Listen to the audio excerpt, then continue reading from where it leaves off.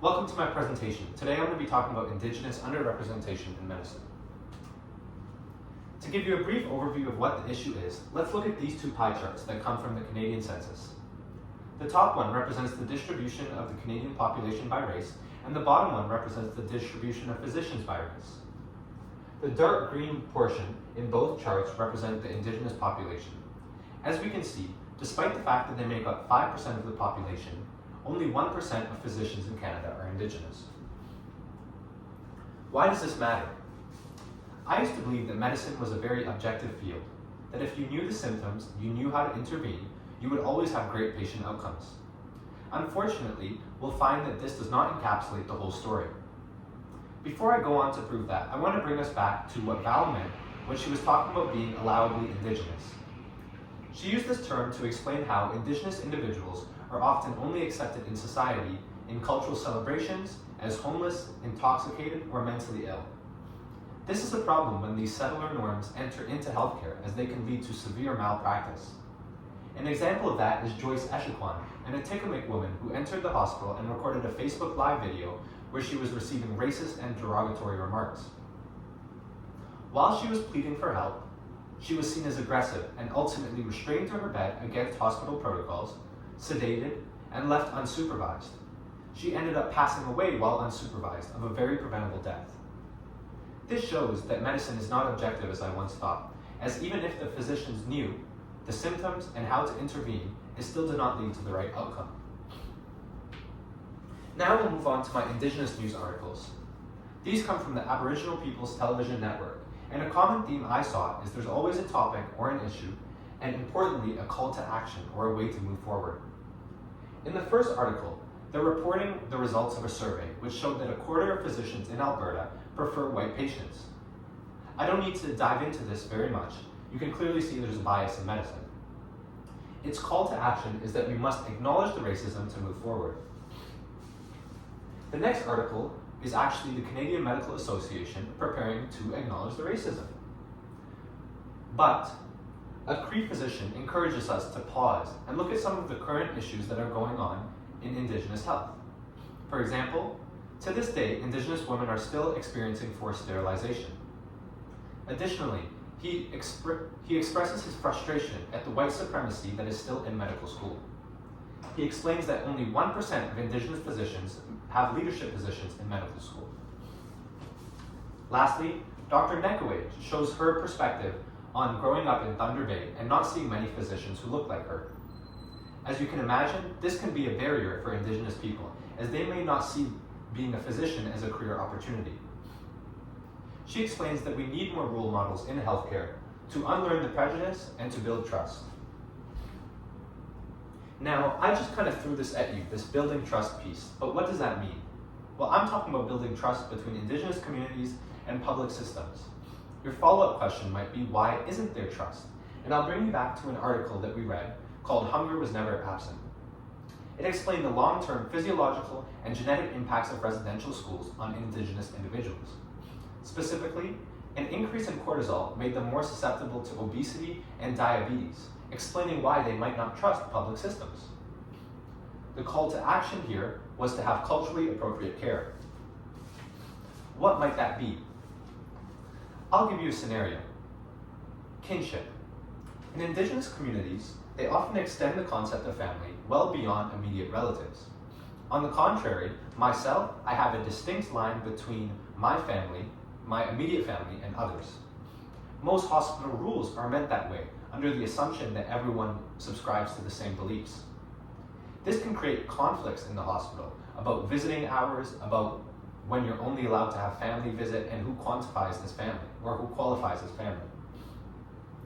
These conflicts in the hospital can add to reluctancy, which is my argument, and they may not want to seek hospital care. This can lead to even worse outcomes, such as the 200 to 300% more infant mortality that Indigenous communities face.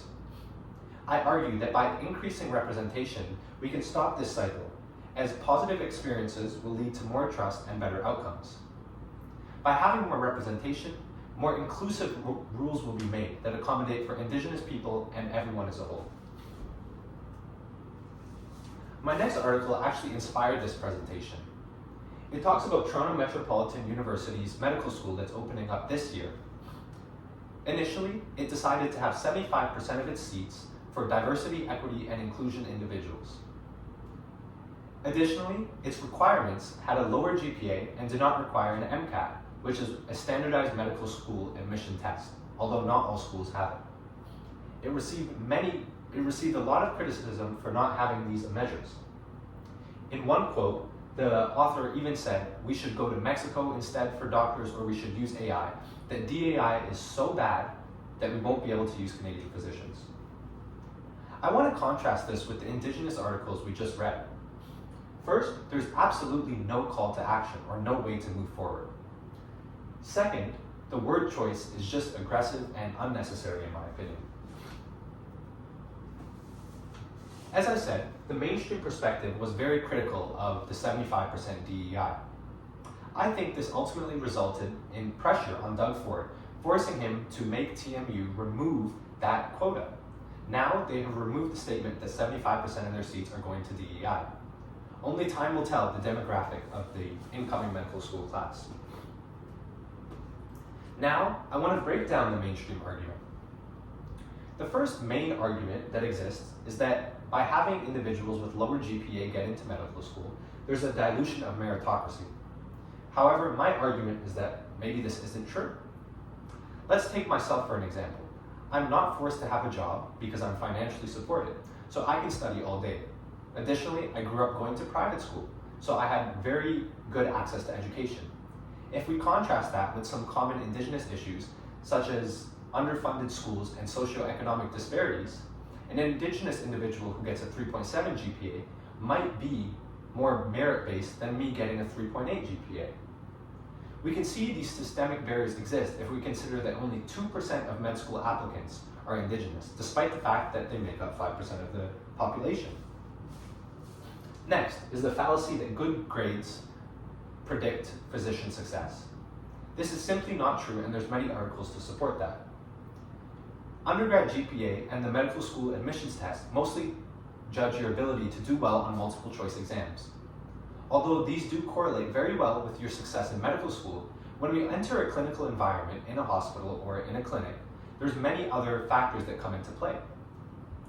Research from Western explained that conscientiousness, calmness, confidence, tolerance, and responsibility are much better predictors of physician success than GPA and MCAT. Lastly, I want to talk about the argument that claims that patient outcomes will be worse if we increase representation. I think this is the most silly argument in my opinion. There are so many papers disputing this, and it's clear that more diverse health teams lead to better patient outcomes. I also want to explain how I know increasing representation is a benefit. I think we always have to listen to Indigenous communities and what they think is best for the progression and reconciliation. To do that, I've looked at the Truth and Reconciliation Commission's call to actions regarding health. All of them, but one, will be solved either directly, like call to action number 23, or indirectly through leadership and advocacy by increasing Indigenous representation in medicine.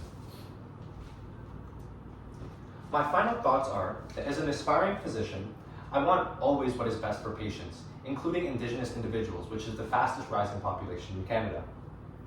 I also encourage everyone to look at the evidence, which is clear as day, that increasing representation will be good for both patients and Indigenous communities as a whole.